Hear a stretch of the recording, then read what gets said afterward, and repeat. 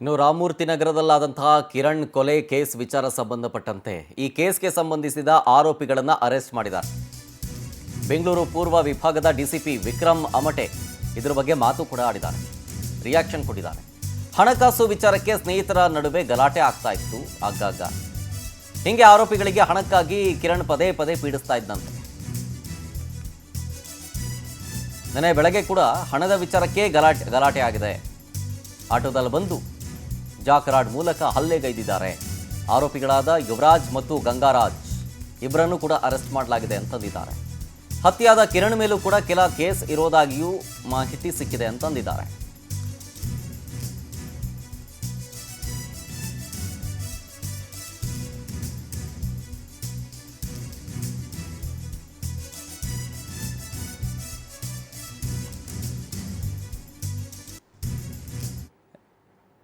ನೋಡಿ, ಇದೆ ಈ ಹತ್ಯೆ ಮಾಡಿದಂಥ ಸಂದರ್ಭದ ವಿಡಿಯೋ ಗಮನಿಸ್ತಾ ಇದ್ದೀರಿ.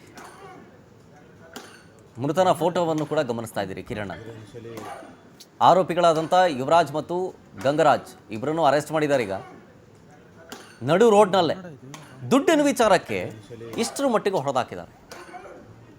ಅದು ಕುಡಿದ ಮತ್ತೋ ಅಥವಾ ಇನ್ನೊಂದೇನಾದರೂ ನಶೆಯೋ ಗೊತ್ತಿಲ್ಲ. ಬಟ್ ಅಲ್ಲಿ ತನ್ನ ಪ್ರಾಣ ಹೋದ ನಂತರ, ಅಂದರೆ ಕಿರಣ್ನ ಪ್ರಾಣ ಹೋಗ್ಬಿಟ್ಟಿದೆ ಆಲ್ರೆಡಿ, ಅದಾದ ಮೇಲೂ ಕೂಡ ಇನ್ನೂ ಆತ ಪ್ರಹಾರ ಮಾಡ್ತಾ ಇದ್ದಾನೆ, ಅಂದರೆ ಇನ್ನೂ ಕೊಚ್ತಾ ಇದ್ದಾನೆ ಅಂತಂತಂದರೆ ಅವನ ಮನಸ್ಸಲ್ಲಿ ಅಂಥ ದ್ವೇಷ ಏನಿತ್ತು? ಇದು ಕೇವಲ ಹಣಕ್ಕಾಗಿ ಅನ್ನೋದು ಮೇಲ್ನೋಟಕ್ಕೆ ಕಂಡು ಬರೋದಂತೂ ಡೌಟು. ಹಣಕ್ಕಾಗಾದರೆ ಇಷ್ಟೊಂದು ದ್ವೇಷ ಏನಿತ್ತು? ಹಣಕ್ಕಾಗಾದರೆ ಒಂದ್ಸಲ ಆತನ ಪ್ರಾಣ ಹೋಯ್ತು ಅಂತಂದರೆ ಹೋಗ್ಬಿಡ್ತಾರೆ ಎದುರುಕೊಂಡು. ಆದರೆ ಇಲ್ಲ, ಹಂಗಾಗಿಲ್ಲ. ನೋಡಿ, ಕಂಟಿನ್ಯೂಸ್ ಆಗಿ ಅವನ ಮೇಲೆ ಹಲ್ಲೆ ಮಾಡ್ತಾನೆ ಇದೆ.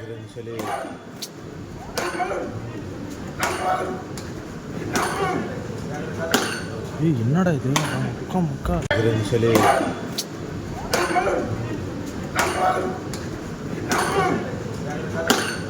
என்னடா இது முக்கா முக்கா சொல்லி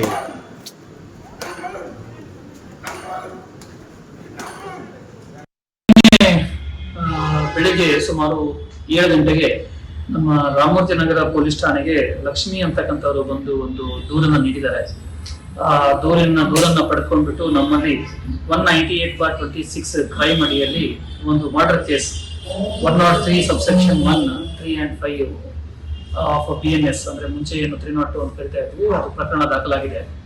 ಸೊ ಅದಕ್ಕಿಂತ ಮುಂಚೆ ನಮಗೆ ಬೆಳಗಿನ ಜಾವ ಒಂದು ಹೊಯ್ಸಳಕ್ಕೆ ನಮಗೆ ಮಾಹಿತಿ ಬರುತ್ತೆ, ಈ ತರ ಯಾರ್ದೋ ಒಂದು ಮರ್ಡರ್ ಆಗಿದೆ ಅಂತ ಹೇಳಿ.